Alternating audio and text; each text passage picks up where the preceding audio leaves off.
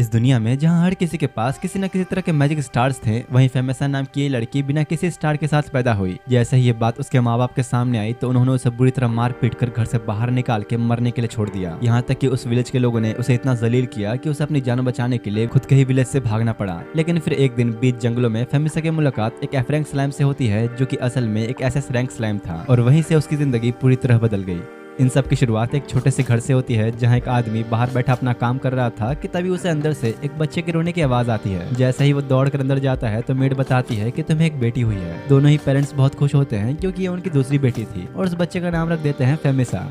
इसके बाद से अब धीरे धीरे टाइम गुजरता है और अब 4 साल बीत चुके होते हैं, जहाँ फेमेसा काफी बड़ी हो चुकी है। उसका फादर अपने नए घर की कंस्ट्रक्शन कर रहा होता है कि तभी फेमेसा उनके लिए लंच लेकर आती है। तो अब थोड़ा ब्रेक लेते हुए वो लोग एक साथ बैठ के लंच करने लगते हैं, जहाँ फेमेसा के साथ साथ उसका बड़ा भाई भी था। जल्दबाजी में खाना खाते खाते फेमेसा को एक ब्रेड अटक गई होती है, तो उसका फादर वाटर मैजिक से जल्दी से पानी बना कर दे देता है। अरे तुम्हें थोड़ा धीरे खाना चाहिए, आराम से खाओ। तो वो कहती है कि नहीं, मुझे जल्दी जल्दी बड़ा होना है, मुझे देखना है कि मेरे पास क्या स्किल्स हैं। काम खत्म होने पर रात में अब जब सब लोग घर आते हैं तो उसकी मॉम डिनर लगाने में बिजी थी। फेमेसा भाई उस पर गुस्सा करते हुए कहता है कि तुम्हें ऐसे लूजर्स की तरह नहीं रहना चाहिए, कम से कम रोज थोड़ा मैजिक यूज करने की ट्रेनिंग तो लो। जिस पर उसकी मॉम कहती है कि नहीं, तुम्हें जल्दबाजी करने की कोई जरूरत नहीं, धीरे धीरे तुम भी सीख जाओगी। यहाँ हमें पता लगता है कि फेमेसा की एक बड़ी बहन भी है, और क्योंकि अभी वो घर की सबसे छोटी बेटी थी तो हर कोई उसे काफी लाड प्यार करता है, मानो जैसे कि फेमेसा उनके लिए सब कुछ ही हो। उसकी जिंदगी में सारी खुशियाँ तब तक ही रहती है जब तक वो 5 साल की नहीं हुई, क्योंकि जैसे ही अब वो 5 साल की हुई तो फेमेसा के पेरेंट्स उसे चर्च लेकर आते हैं, जहाँ उसकी स्किल्स के बारे में बताया जाएगा। चर्च का प्रीस्ट फेमेसा को बुलाकर उसे होली वाटर टच करने के लिए कहता है, और कुछ देर तक अपना रिचुअल परफॉर्म करने के बाद प्रीस्ट बताता है कि इस बच्ची के पास टेमिंग स्किल है, ऐसी एबिलिटी जो बड़े बड़े मॉन्स्टर्स को भी काबू में ला सकती है। पर अब जब प्रीस्ट की नजर फेमेसा के मैजिक स्टार्स पर जाती है तो उसके तो होश उड़ गए थे, क्योंकि उसके पास एक भी स्टार नहीं था। जो देख वो फेमेसा की उसी वक्त ऐसी बेइज्जती करना शुरू हो जाता है कि जैसे वो कितनी निचली जाति की हो। उसका फादर कहता है कि अरे शायद आपसे कुछ गलती हो गई होगी, आपको एक बार दोबारा चेक कर लेना चाहिए। इस पर प्रीस्ट कहता है कि डिवाइन मैजिक कभी गलत नहीं होता, इस बच्ची को अब दोबारा कभी मेरे पास मत लाना। शाम में अब जब वो घर आते हैं तो उसका फादर काफी गुस्से में होता है, क्योंकि पूरे विलेज में ऐसा कोई नहीं जिसपे स्टार्स ना हो। उसे बात खुद पे एक बेइज्जती की तरह फील हो रही थी और गुस्से में फेमेसा के खिलौने तोड़ने लग जाता है जो उसने खुद ही बनाए थे। वो तो गुस्से में इतना पागल हो चुका था कि यहाँ तक कि अपनी वाइफ से ही सवाल कर देता है कि फेमेसा सच में हमारी बेटी है भी या नहीं। जो सुन फेमेसा की मॉम वही रोने लग जाती है। फेमेसा उन्हें शांत करने की कोशिश कर रही थी कि उसका बड़ा भाई गुस्से में उसे खींचकर बाहर ले जाने लगता है। यहाँ तक कि फेमेसा की बड़ी बहन के अंदर भी उसके लिए नफरत जाग चुकी थी। उसका भाई मार पीट के उसे घर से बाहर निकालते हुए कहता है कि अब तुम दोबारा कभी इस घर में कदम मत रखना, ये जगह तुम जैसों के लिए नहीं है। उसके साथ ही टॉर्चर सिर्फ इतने में नहीं रुका। जब वो बाहर आई तो पूरे गांव में अब तक एक खबर फैल चुकी थी कि फेमेसा एक स्टारलेस है। हर कोई उसे इतना जलील और बेइज्जत करने लगा कि जैसे उसे जीने का कोई हक ही नहीं। फेमेसा खुद के दोस्त तक उस पर पत्थर फेंकते हुए उसे विलेज से निकल जाने को कहते हैं। उससे सब और सहन नहीं होता और रोते हुए विलेज से भागकर जंगलों में चली जाती है। रोते हुए फेमेसा घंटों तक बस उन्हीं जंगलों में ही घूम रही थी, यहाँ तक कि तेज बारिश में भी। और काफी देर भटकने के बाद उसे गुफा दिखती है, जहाँ फेमेसा रुककर अपने मैजिक से आग जलाने की कोशिश करती है,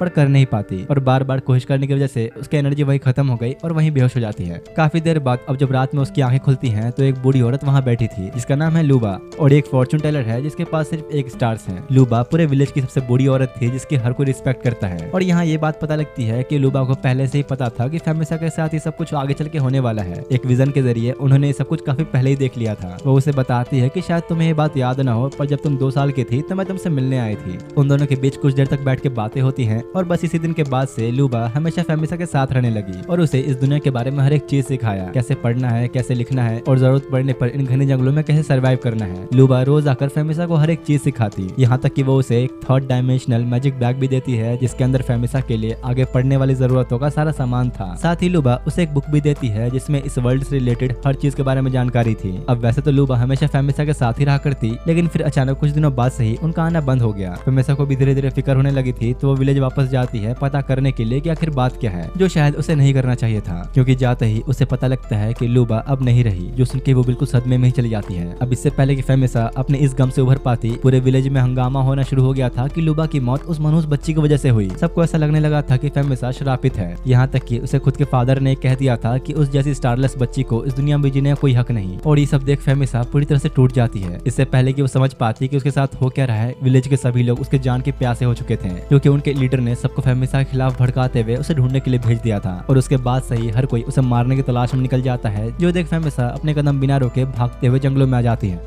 फेमेसा पूरी रात इसी तरह भागती रहती है और सुबह होने पर उसे एक पुराना सा छोटा सा बैग मिलता है। ऐसा लग रहा था कि जैसे ये उसके लिए ही रखा गया हो, पर इन सब के बावजूद वो काफी उदास होती है क्योंकि उसके ही माँ बाप और उसके गाँव वालों ने उसे नकार दिया और अब उसके पास इन जंगलों में भटकने के अलावा और कोई रास्ता नहीं। जिसके बाद ये छोटी सी बच्ची इस बड़े से घने जंगल में अकेले सर्वाइव करने की कोशिश करने लगती है। उसके लिए ये सारी चीजें बेहद ही मुश्किल थी क्योंकि उसे कुछ भी नहीं आता। कुछ देर तक जंगल में चलते चलते उसे एक जगह पे थोड़ा सा कबाड़ मिलता है। उसे लगता है कि शायद कहीं मुझे इसमें कुछ काम का मिल जाए और जब वो ढूंढने लगती है तो उसे एक मैप और कुछ पोशंस मिलते हैं जिसे वो रख लेती है। वो कुछ सामानों की तलाश करने में लगी ही होती है कि इतने में वहाँ कुछ लोग आते हैं जो कि असल में टेमर्स थे जो कुछ स्लाइम्स को खाना खिला रहे होते हैं। फेमेसा जल्दी से छुप के उनकी बातें ही सुन रही होती है जहाँ वो लोग उसे ही ढूंढने के बारे में बात कर रहे थे और तब उसे पता लगता है कि उसके विलेज के हेड ने उसे मारने के लिए बाउंड्री लगाई है, यानी कि जो उसे पकड़ेगा उसे इनाम मिलेगा। लेकिन ये बात उन टेमर्स को अच्छी नहीं लग रही थी कि एक विलेज का हेड एक छोटी सी बच्ची के पीछे क्यों पड़ा है। जिसके बाद अब वो आगे बढ़ने लगती है ताकि अपने लिए कोई शेल्टर जैसी जगह ढूंढ सके। वही रास्ते में उसे कुछ छोटे छोटे स्लाइम्स मिल जाते हैं जो पहले तो उसे प्यारे लग रहे थे, लेकिन अचानक से ही ऐसे उनके पीछे पड़ जाने की वजह से फेमेसा डर के मारे भागने ही लगती है और इसी जल्दबाजी में पहाड़ से गिर जाती है। पर अपने बैग की वजह से वो किस तरह बच गई। उसे थोड़ी बहुत चोट भी लग गई थी तो वो उन्हीं मिले हुए पोशंस को उस पर लगाती है जिससे वो काफी जल्दी हील हो जाते हैं। और यहाँ उसे समझ में आता है कि हर स्लाइम एक जैसा नहीं होता, कुछ अच्छे भी होते हैं और कुछ बुरे भी। यहाँ ये बात पता लगती है कि असल में फेमेसा का रीइंकार्नेशन हुआ है इस नए वर्ल्ड में, एक ऐसा वर्ल्ड जहाँ लोगों के पास कई तरह की पावर्स हैं जिनमें से एक पावर है मॉन्स्टर्स को टेम करना और इन लोगों को ही टेमर्स कहा जाता है।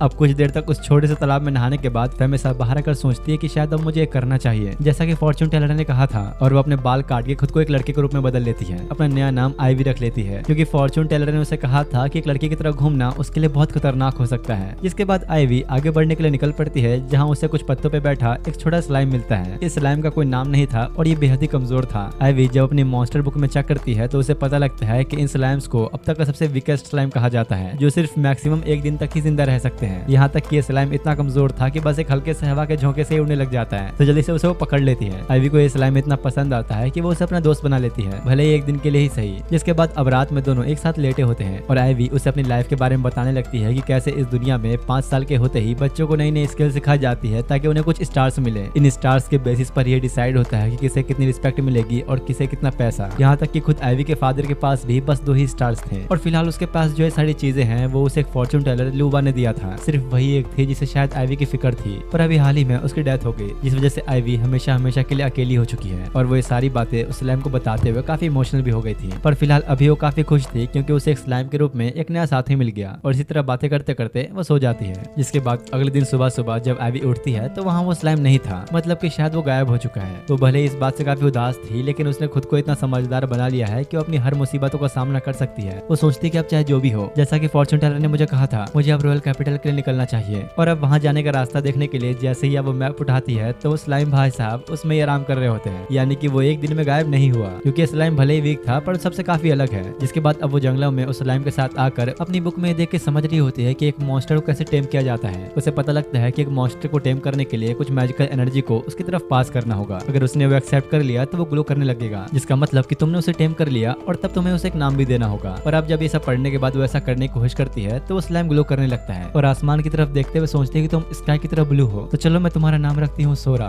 और ये कहते ही उस स्लाइम के ऊपर एक परमानेंट मार्क आ जाता है। आईवी बहुत खुश थी और कहती कि अब तुम्हारा स्वागत है मेरे इस नए सफर में। जिसके बाद आईवी कुछ चूहों को पकड़ने के लिए एक ट्रैप लगाती है और खुद पेड़ के पीछे जाकर छुप जाती है। किस्मत से एक चूहा उसकी जाल में फंस भी जाता है जो कि उसका 10वां था और आईवी उसकी पूरी खाल उतार के अंदर का मीट अपने बैग में रख लेती है। इसके बाद आईवी रॉयल कैपिटल के बगल में ही एक छोटे से विलेज में जाने का सोचती है। उसके इस मैप में भले ही रॉयल कैपिटल नहीं दिख रहा लेकिन वो इसी रास्ते पे है और जब वो उन जंगलों के बीच से गुजर रही होती है तभी अचानक ही उसे कुछ डरावनी आवाजें आने लगती हैं जो देख आईवी जल्दी से भागते हुए एक पेड़ के ऊपर जाके बैठ जाती है। उसके सामने बड़ी बड़ी मॉन्स्टर्स टाइप चींटियों की पूरी फौज होती है जो देख आईवी काफी डर गई थी। उन सब के जाने के बाद आईवी को एक चीज ध्यान में आती है और सोचती है कि शायद मुझे ही ऐसा लग रहा है या फिर सोरा सच में बड़ा हो गया है। उस स्लाइम का साइज थोड़ा सा ही बड़ा था लेकिन काफी नोटिसेबल था। आईवी देखती है कि उसके फेस पर एक छोटा सा कट लग गया जिसको ठीक करने के लिए वो अब अपने सारे के सारे पोशंस का इस्तेमाल कर लेती है। वो कहती है कि मेरे पास तो शायद और पोशंस होने चाहिए थे, इतने कम क्यों हैं? क्या मैंने उन्हें कहीं गिरा दिया? जिसके बाद उन जंगलों में थोड़ा आगे चलने पर आईवी देखते है कि हर जगह उसके नाम के पोस्टर्स लगे हुए हैं। उसके नाम के साथ साथ उन पोस्टर्स के ऊपर उसकी तस्वीर भी बनी थी और काफी बड़ा इनाम रखा गया था जो कि उसके खुद विलेज के हेड ने लगवाया था।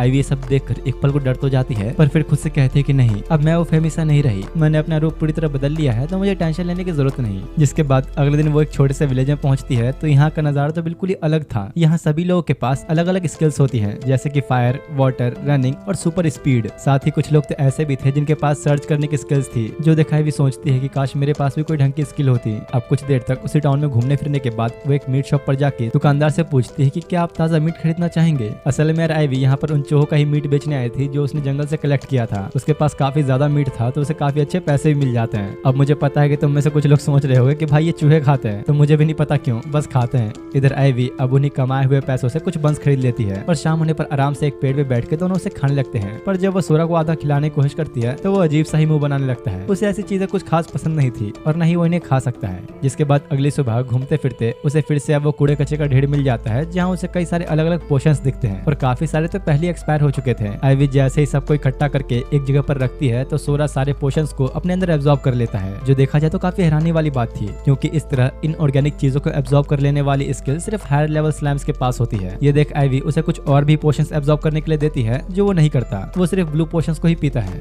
अगले दिन और भी सारे चूहों को पकड़कर आईवी फिर से उसी मीट शॉप पर जाकर अपना आज का कलेक्ट किया हुआ सारा मीट बेच देती है और इसे काफी अच्छे पैसे मिलते हैं। और उसके बाद से ही एक तरह से उसके लिए डेली रूटीन सा हो गया। वो रोज खुद के लिए खाना और सोरा के लिए नए नए पोशंस ढूंढती। भले ही उसकी एक नॉर्मल जिंदगी नहीं थी पर फिलहाल वो इन सबसे काफी खुश थी और सोचती है कि काश हम लोग का हर दिन ऐसे ही गुजरे। पर इसी पल के बाद उसके हालात और बिगड़ जाते हैं क्योंकि जैसे ही अगले दिन वो उसी विलेज में वापस जाती है तो उसे वहाँ वही टेमर्स दिख जाते हैं जो कुछ दिन पहले उसे पकड़ने की बात कर रहे थे। पर फिलहाल वो उसे पहचान नहीं पाते और कहते हैं कि अबे बच्चे, तेरे पास ये मैजिक बैग कहाँ से आया, ला हमें दे इसे। आईवी इतनी डर चुकी थी खुद को बचाने के लिए जल्दी से वहाँ से भाग जाती है। मीट शॉप वाला दुकानदार जब उसे आवाज देकर रोकता है तो आईवी देखती है कि इस विलेज के हर कोने कोने में उसके वांटेड पोस्टर्स चिपके हुए हैं। तो अब इससे पहले कि कोई उसे पहचान ले वो जल्दी से जंगल की तरफ भाग जाती है। इन सबसे वो काफी ज्यादा उदास हो चुकी थी और सोचती है कि पता नहीं कब तक मुझे इसी तरह भागना पड़ेगा। और अब सिचुएशन को देखते हुए अगले दिन वो उस जगह से बाहर निकलने का सोचती है क्योंकि हर जगह उसके ही पोस्टर्स लगे हुए हैं। वहीं आगे चलते चलते उसके सामने दो रास्ते आ जाते हैं तो वो अपना मैप निकाल कर देखने लगती है कि उसे किधर जाना चाहिए। लेकिन तभी सोरा अजीब अजीब सी हरकतें करने लगता है जिसका मतलब कि उसे भूख लगी है। आईवी कहते हैं कि हाँ चलो ठीक है, हम पहले तुम्हारे लिए कुछ खाने का ढूंढते हैं। उसे पास में ही एक नदी दिखती है तो वो सोचती है कि चलो थोड़ा पानी भर लिया जाए। साथ ही साथ वहाँ एक बड़ा सा पेड़ भी होता है जिसपे काफी सारे फल लगे थे। अब इससे पहले कि वो ज्यादा करीब जाती उसे पता लग जाता है कि असल में एक मॉन्स्टर पेड़ है जिसने एक आदमी को अपने अंदर निगल रखा है। लोगों का तो ये तक कहना है कि इस पेड़ के पास जाने वाला कभी वापस नहीं लौट पाता। आईवी भी ये देख काफी डर गई थी और जल्दी से दूर भागती है पर उसके वो लंबे लंबे टेंटिकल्स आईवी के हाथों को पूरी तरह घायल कर देते हैं। कुछ देर बाद जब वो आराम करने के लिए रुकती है तो उसके हाथों से काफी सारा खून बह चुका था और इस वक्त उसके पास कोई हीलिंग पोशन भी नहीं था। खून के इतना ज्यादा बहने की वजह से आईवी अब धीरे धीरे बेहोश होती जा रही थी और सोचती है कि शायद अब यही मेरा अंत है। तभी अचानक ही सोरा उसके हाथों के ऊपर चढ़ जाता है जो देखो सोचती है कि शायद मैं सही थी, स्लैम्स और मॉन्स्टर्स इंसानों को खाया करते हैं तो शायद ये भी वही कर रहे हैं। लेकिन अब काफी घंटों बाद रात में आईवी जब होश में आती है तो वो देखती है कि सोरा उसके जख्मों के ऊपर बैठा है और तब जाके उसे समझ में आता है कि सोरा उसे खा नहीं रहा बल्कि हील कर रहा है क्योंकि उसने अब तक काफी सारे हीलिंग पोशंस को एब्जॉर्ब कर लिया था। तो एक तरह से कह सकते हैं कि उसके अंदर हीलिंग एबिलिटी आ चुकी है। जिसके बाद अब सुबह सुबह जब आईवी की आंख खुलती है तो सोरा उसके ऊपर उछल कूद कर रहा होता है। तो आखिर तुमने मुझे बचा ही लिया, तुम्हारा बहुत बहुत शुक्रिया। और आईवी का जवाब देते हुए सोरा पहली बार कुछ शब्द बोलता है जो फिलहाल उसे समझ तो नहीं आता पर वो बहुत खुश थी। इसके बाद से ही धीरे धीरे सोरा अपने अंदर कुछ नए नए चेंजेस दिखाने लगता है, जैसे अब वो पहले से ज्यादा ऊंची जंप कर सकता है और हाइट भी उसकी काफी हद तक बढ़ चुकी है। साथ ही अब वो पहले से थोड़ा ज्यादा बोल पा रहा था पर अपनी इस कांस्टेंट ग्रोथ के लिए उसे और भी ब्लू पोशंस चाहिए। तो अभी फैसला करते हैं कि फिर से उस डंपिंग यार्ड में जाकर उन फेंके हुए सामान में कुछ पोशंस ढूंढेगी। लेकिन इस बार ढूंढते ढूंढते उसे अपने लिए कुछ नए नए कपड़े भी मिल जाते हैं जो देखने में तो पुराने जरूर थे पर फिलहाल अपनी आईवी के लिए किसी खजाने से कम नहीं। साथ ही वहाँ काफी सारे पोशंस भी मौजूद थे तो आईवी अब सोरा को उन्हें एक एक करके देती है। लेकिन हर बार की तरह ही वो ब्लू पोशंस के अलावा और कुछ भी नहीं पीता। जिसके बाद अब सफर में आगे चलते हुए रास्ते में आईवी को कुछ बेरीज दिखती है जिनका टेस्ट वैसे तो काफी लजीज था पर सोरा को कुछ खास पसंद नहीं आता। तो आईवी अब उन सबको अपने लिए कलेक्ट कर लेती है और शाम होने पर दोनों इसी को खाते हुए अपना डिनर करते हैं। सोरा तो इतना भूखा था कि सारे पोशंस को एक बार में ही पी लेता है। आईवी उसे थोड़ा और देती है लेकिन वो उसे भी खत्म कर देता है। अरे अगर तुम इसी तरह खत्म करते रहे तो मैं और पोशंस कहाँ से लाऊंगी। चलो ठीक है, आओ तुम्हें अब थोड़ी कहानी सुनाई जाए, कम से कम सोने के बाद तुम्हें भूख तो नहीं लगेगी। आईवी अब एक पेड़ पर बैठकर उसे एडवेंचर से भरी काफी सारी स्टोरी सुनाती है जिसे कुछ देर तक सुनाते सुनाते वो खुद ही सो गई थी। और इसके बाद अगली सुबह जब वो उठती है तो सोरा ने ऑलरेडी सारे पोशंस गायब भी कर दिए होते हैं। आईवी के सोने के बाद वो रात भर जाके पोशंस ही पीता रहा। बेचारी का बहुत दिमाग तो खराब होता है पर अब वो कुछ कर नहीं सकती। वो अपना बनाया हुआ जाल चेक करने जाती है जिसमें वो अक्सर छोटे छोटे चूहे पकड़ती थी पर इस बार तो उसके जाल में एक चूहे के बदले बड़ा सा स्नेक फंस गया था। आईवी डर तो रही थी पर वो सोचती है कि क्या पता मुझे मार्केट में इसका अच्छा दाम मिल जाए, इसलिए अब अपनी हिम्मत जुटाते हुए एक छोटा सा कपड़ा निकालकर एक झटके में सांप को पकड़ के उसमें डाल के जल्दी से बांध देती है। भाई मेरे तो खुद पड़ जाती है काम करने में, पता नहीं इसने कैसे कर लिया। उसका प्लान था कि वो जाके अब इस इस स्नेक को मार्केट में बेचेगी, तो वो उसे लेकर अब टाउन में जा ही रही होती है कि उसे रास्ते में ही कुछ अजीब सी स्मेल आती है। एवी अब जब देखने के लिए उस जगह पर पहुंची तो वहाँ एक घोड़े की लाश पड़ी हुई थी और वहीं थोड़ा सा और आगे जाने पर उसे बहुत से लोग मरे हुए दिखते हैं। ऐसा कुछ उसने अपनी जिंदगी में पहली बार देखा था, तो काफी डर गई थी और जल्दी से वहाँ से भाग जाती है। वो इतनी डर चुकी थी कि तब तक नहीं रुकती जब तक कि वो जंगल से बाहर नहीं आ गई, जहाँ सामने उसे एक छोटा सा टाउन दिखता है। तो अब वो उसके अंदर चली जाती है, ये सोचते हुए कि मुझे इस बारे में किसी को बताना ही होगा। घूमते फिरते अब वो एक गिल्ड में पहुंचती है, जहाँ कुछ एडवेंचर्स उससे पूछते हैं कि बच्ची, तुम्हारे इस बैग में आखिर है क्या? आइवी कहते हैं कि आप लोग इसे छोड़ो, मैंने अभी अभी जंगल में कुछ लाशें देखी, शायद किसी ने उन्हें मार दिया है। जो सुन रिसेप्शनिस्ट उसे अपने पास बुलाती है और एक एडवेंचरर आके आइवी से उस जगह की लोकेशन के बारे में पूछता है कि आखिर तुमने कहाँ पर देखा। और जगह के बारे में पता लगते ही वो लोग जाने की तैयारी करते हैं। वो आइवी से कहता है कि अच्छा हुआ तुमने हमें ये टाइम पे बता दिया, अगर तुम्हारी ये जानकारी सही हुई तो तुम्हें रिवॉर्ड भी मिलेगा। रिसेप्शनिस्ट आइवी को अपने पास बुलाकर एक फॉर्म देते हुए कहती है कि तुम थोड़ी देर बाद आकर अपना रिवॉर्ड ले जाना। जिसके बाद आइवी उस स्नेक को लेकर एक दुकान में बेचने के लिए जाती है, जहाँ वो बंदा कहता है कि अरे वाह, ये तो काफी अलग टाइप का स्नेक है, देखो बच्ची तुम्हें ज्यादा से ज्यादा इसके 3 गिलिट मिलेंगे। और अब ये 3 गिलिट कितना होता है आइवी से कैलकुलेट करती है और तब उसे पता लगता है कि उसके 30 चूहों को पकड़ने के बराबर जितनी कमाई थी 3 गिलिट। वो दुकानदार कहता है कि अगर तुम ऐसे और भी पकड़ के लाई तो काफी अच्छी रकम भी मिल सकती है। अपने पैसे लेने के बाद आइवी अब उस टाउन के कचरे के ढेर के पास जाती है, जहाँ उसे काफी सारे मैजिक बैग्स रखे हुए दिखते हैं और ये लिटरली कई सारे थे। साथ ही सोरा को भी अपने ब्लू पोशंस पीने का मौका मिल जाता है, पर आइवी को समझ नहीं आता कि भला अब मैं इतने सारे बैग्स को अपने पास कैसे रखूं। और काफी देर तक अपने घुटने में पड़े दिमाग पर असर डालने के बाद वो उन सारे बैग्स को एक दूसरे के अंदर ठूस देती है। जिसके बाद अब वो उन सबको लेकर टाउन में जब वापस आती है तो वो एडवेंचरर उसे पहचान लेता है और उसका थैंक्स करते हुए कहता है कि तुमने जो इन्फॉर्मेशन दी थी वो सही निकली, कुछ मॉन्स्टर्स ने उन एडवेंचरर्स को मार दिया था, इसलिए अब हमने हाई रैंक एडवेंचरर्स को उन्हें मारने भेजा है। फिलहाल अब तब तक के लिए तुम जाकर अपना रिवॉर्ड ले लो। तो आइवी खुश होते हुए कहते कि ठीक है। और जब वो गिल्ड में वापस पहुंचती है तो रिसेप्शनिस्ट उसे वही डॉक्यूमेंट मांगती है जो उसने दिया था, पर क्योंकि बेचारी के पास अब काफी सारे झोलों का भंडार हो चुका था तो उसे अब सबको निकालना पड़ता है। और यहाँ आइवी को रिवॉर्ड के बदले में एक सिल्वर टैबलेट मिला था जो कि उसके 50 चूहे पकड़ने के बराबर था, और तो और उसे 2 गोल्ड कॉइन से मिलते हैं। और जब अपने सारे पैसे लेकर जब वो जाने ही लगी तो रिसेप्शनिस्ट कहते हैं कि सुनो, तुम शायद अपने झोले भूल गई। और अब फिर से भाई उसके सारे झोले उथल पुथल हो जाते हैं, जो देख टाउन में उस पर हर कोई हंस रहा होता है। अगली सुबह जब वो जंगलों में वापस आती है तो उसका लगाया हुआ ट्रैप टूट चुका था। आइवी ये देख काफी परेशान होती है, क्योंकि अगर ऐसा ही चलता रहा तो पैसे कहाँ से मिलेंगे। वहीं तभी अचानक सोरा को किसी की स्मेल आती है, जिसके पीछे वो तेजी से भागने लगता है। आइवी भी अब उसके पीछे पेश जाती है और थोड़ी देर बाद वो लोग झाड़ियों के पीछे एक बड़े से मॉन्स्टर को देखते हैं जो काफी ज्यादा घायल हालत में पड़ा था। आइवी थोड़ा डरती तो है, पर उसे समझ में आ जाता है कि अभी मुसीबत में है, तो उसकी हेल्प करने के लिए वो अपनी मॉन्स्टर बुक में चेक करने लगती है। और थोड़ी देर बाद उसे समझ में आता है कि अब मरने वाला है। भला अब मैं क्या करूं, इसकी हेल्प करने का मेरे पास कोई रास्ता ही नहीं है। सोरा को भी उसके लिए काफी बुरा लग रहा था, तो एकदम से आके पूरे मॉन्स्टर को ऊपर से पूरी तरह कवर कर लेता है। वो उसके सारे जख्मों को धीरे धीरे हील करने लग रहा था, जो देख आइवी भी हैरान होती है कि स्लाइम्स ऐसा कुछ भी कर सकते हैं क्या। और कुछ देर तक बैठ के इंतजार करने के बाद आइवी देखती है कि सोरा ने उसे पूरी तरह हील कर दिया, जो देख वो भी बड़ा खुश था और आइवी को अपने अंदाज में शुक्रिया कहता है। अरे वाह, तुम तो बड़े ही क्यूट हो, अब तो तुम ठीक हो गए ना, तो वापस जा सकते हो। लेकिन अब वापस जाने के बजाय जहाँ जहाँ आइवी जा रही होती है वो मॉन्स्टर भी उसी के साथ साथ चल रहा होता है। आइवी सोचती है कि शायद मुझे एक और दोस्त मिल गया और उससे कहती है कि चलो अब तुम्हें कोई नाम दिया जाए। काफी देर तक फिर से अपने घुटनों में पड़े दिमाग पर असर डालने के बाद वो उस मॉन्स्टर का नाम सील रख देती है। जिसके बाद आइवी अब उन दोनों के साथ जंगलों में थोड़ा आगे जाती है तो उसे कुछ लोगों की आवाजें आती है, जो सुन वो सोरा को जल्दी से अपने बैग में छुपा लेती है। और सील भी तुरंत जाकर जंगलों में छुप जाता है, क्योंकि इंसान उसके लिए खतरे से कम नहीं। आइवी अब कुछ कदम चलती है कि एक टाउन के गेट पे पहुंचती है, जहाँ बाहर कुछ गार्ड्स तैनात खड़े थे, जो दिखने में उसे कुछ ज्यादा ही डरावने लग रहे होते हैं। एक आदमी अब जब गेट से अंदर जाने की कोशिश करता है तो गार्ड्स उसे पूछते कि आखिर तुम किस काम से लाडोन विलेज में आए हो। जिस पर वो आदमी कहता है कि दरअसल मेरा एक दोस्त यहाँ रहता है, तो बस मैंने सोचा उससे मिल लूं। अच्छा, तो बताओगे जरा तुम्हारे उस दोस्त का नाम क्या है? ओह अच्छा, उसका नाम शायद। और बस ये सुनते ही वो गार्ड उसे दीवार में दे मारता है और उसके बैग को जैसे चाकू से फाड़ता है तो अंदर काफी सारी शराब की बोतलें निकलती हैं। तो मतलब तो यहाँ इलीगली शराब बेचने आया है ना। पर इससे पहले कि वो उसे मारने पीटने लगता है, पीछे से एक और गार्ड आते हुए कहता है कि देखो ये क्रिमिनल तो है, पर इसे ऐसे मारो मत। पर अब वो लोग उसे हवालात की हवा खाने भेज देते हैं। ये सब देख के बेचारी आइवी डर गई होती है कि पता नहीं भाई अब मेरा क्या होगा। और उसकी ये डरावनी शक भरी आंखें देख के तो बेचारी आइवी डर के मारे हिल भी नहीं पा रही होती। पर ये बंदा वैसे उतना भी बुरा नहीं था और बस उसे पूछता है कि आखिर तुम किस फैमिली से बिलोंग करते हो? दरअसल वो मैं लाटोमी विलेज से हूँ। ओह अच्छा ऐसा है, मैंने तो सुना है कि लाटोमी में चीजें कुछ अच्छी नहीं चल रही, पर तुम उस बात की टेंशन मत लो, अब तुम हमारे विलेज में हो। और जैसी वो एंटर करती है तो इस टाउन का नजारा देख के हैरान होती है कि तो कितनी बहुत बड़ी जगह है। जिसके बाद अब वो कुछ दुकानों में जाके उनसे बस अपने मीट के बारे में पूछ रही होती है क्या वो यहाँ बिक सकता है या नहीं। और ऐसे ही थोड़ी देर तक घूमने फिरने के बाद आइवी एक कैंपिंग एरिया में पहुंचती है, जहाँ काफी सारे एडवेंचरर्स इकट्ठा होते हैं। इस जगह के गेट पे भी पहले से कुछ डरावने गार्ड्स खड़े थे, तो वो बेचारी अब बड़ी डरी सहमी से हुई अंदर जाने की कोशिश करती है। वो गार्ड उसके बारे में पूछकर अंदर जाने की जगह बताता है जहाँ वो रुक सकती है और एक लकड़ी से बना हुआ पास देकर उसे अंदर भेज देता है। जिसके बाद आइवी अंदर आके एक छोटी सी जगह पर अपनी चटाई बिछा के बड़ी खुश होती है। लेकिन सिर्फ उसे छोड़ के यहाँ आस पास सभी के पास अपने अपने टेंट होते हैं, जो देखो सोचती है कि शायद मुझे भी अपने लिए कोई टेंट खरीद लेना चाहिए। और अब वो मार्केट जाकर ये देख ही रही होती है कि उसे कौन सा लेना चाहिए कि तभी वो लाल बालों वाला गार्ड उसके सामने आ जाता है। ऐसे अचानक उसे अपने सामने देखकर डर के मारे तो बेचारी रोने ही वाली थी। अरे कर क्या रहे हो तुम, कम से कम बच्चों को तो डराओ मत।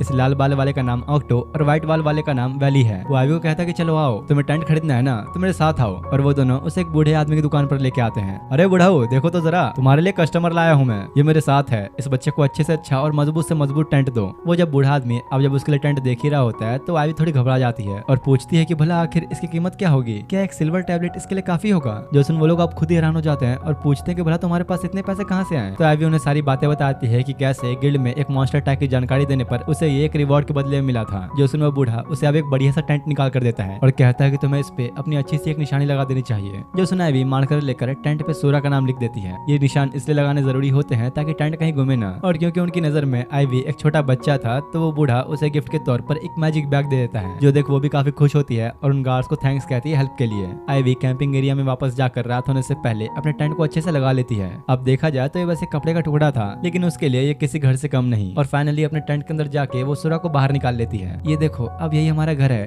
तुम खुश तो हो ना। हाँ मुझे पता है कि तुम्हें अब काफी भूख भी लगी होगी तो चलो कुछ पोशंस लेकर आते हैं। लेकिन जैसे ही वो जाने के लिए बाहर निकल रही थी कुछ एडवेंचरर्स उसे घेरते हुए कहते हैं कि आखिर तेरी हिम्मत कैसे हुई हमारे टेंट चुराने की। वो लोग उस पर इल्जाम लगाने लग रहे थे कि आईवी ने उनका टेंट चुराया। तो वो उन्हें समझाने की कोशिश कर रही होती है कि नहीं ऐसा नहीं है। लेकिन वो बदमाश लोग यहाँ किसी नेक इरादे से नहीं आए थे। उनके साथ वाली वो लड़की आईवी के ऊपर जोर जबरदस्ती करते हुए उसका बैग को खोल देती है और सोरा को देख के वो सब डर जाते हैं कि भाई ये क्या चीज है, क्योंकि उन्होंने आज तक ऐसे किसी मॉन्स्टर को नहीं देखा। आईवी भागने की कोशिश करती है लेकिन वो उसे जाने नहीं देते। और अब इससे पहले कि बदमाश लोग उसे कुछ करते कैंप एरिया का गार्ड वहां जाता है। देखो तुम लोग जो भी हो उस बच्ची को परेशान करना बंद करो। उनमें से एक बंदा उसे अकड़ दिखा रहा होता है तो वो गार्ड आईवी को छुड़ाते हुए कहता है कि ये टेंट इसी बच्चे का है और भला तुम लोगों के पास क्या सबूत है कि ये चोरी किया हुआ है। जो सुन वो लोग कहते हैं कि शायद हमसे कुछ गलती हो गई होगी फिर। और जैसे ही भागने की कोशिश कर रहे होते हैं गार्ड्स आके उन्हें दबोच लेते हैं। पर इसके बावजूद बाकी लोग बच के निकल गए थे लेकिन उनमें से एक बंदा पकड़ा जाता है। बच्ची वैसे तुम ठीक तो हो ना, माफ करना हमारे होते हुए तुम्हें सब झेलना पड़ा। और वो गार्ड आईवी को खुश करने के लिए एक शाइनी सा ब्लू पोशन उसे गिफ्ट देता है जो काफी रेयर था।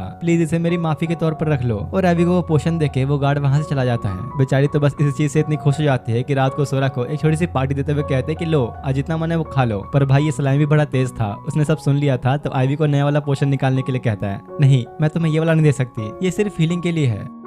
अगली सुबह जब आईवी शिकार करने के लिए जंगल की तरफ जा रही होती है तो रास्ते में उसकी मुलाकात फिर से कुछ गार्ड से होती है और हर कोई उसे काफी प्यार दिखाते हुए कुछ न कुछ गिफ्ट देता है। आईवी भी सोचते है कि यार मैं तो अब तक बस कुछ ही लोगों से मिली और मुझे हर कोई जानने लगा। जिसके बाद अब जब वो जंगलों में आती है तो फिर से उसे काफी सारे ट्रैप्स टूट चुके थे। जो देखो वही परेशान होती है कि ऐसे तो हमारे हाथ कुछ भी नहीं लगने वाला, लगता है आज भूखा ही रहना पड़ेगा। वही झाड़ियों में से उसे किसी का आवाज आती है जो देखो डर गई। लेकिन ये कोई और नहीं बल्कि सियल था जिसने काफी सारे खरगोशों का शिकार कर रखा था जो वो आईवी के लिए लाया है उसके हेल्प के लिए एक तरह से थैंक्स के तौर पर। जो देख वो तो बड़ा खुश होती है और उन्हें कहती है कि आप तुम आराम कर लो जब तक मैं इन सबको पैक कर लेती हूँ। और काफी देर की मेहनत के बाद आईवी अपना काम खत्म करके वापस टाउन में आती है जहाँ मीट शॉप वाली वही लेडी उसे कहती है कि तो काफी फ्रेश है, लगता है तुमने इसे बिना किसी ट्रैप के पकड़ा। और आईवी से खुश होकर वो बोनस के तौर पर उसे एक्स्ट्रा पैसे भी दे देती है। जिसके बाद अब वो कैंपिंग एरिया की तरफ वापस जा ही रही होती है तभी फिर से उसे रास्ते में गार्ड मिलता है जो पूछता है कि बच्चे क्या तुम्हें मेरी कोई मदद चाहिए। पर आईवी ये देखकर और घबरा जाती है कि भाई आखिर लोग मुझे जानते कैसे हैं और डर के मारे जाके कोने में बैठ जाती है। तभी वैली वहाँ के पूछता है कि क्या हुआ, तुम यहाँ क्यों बैठी हो।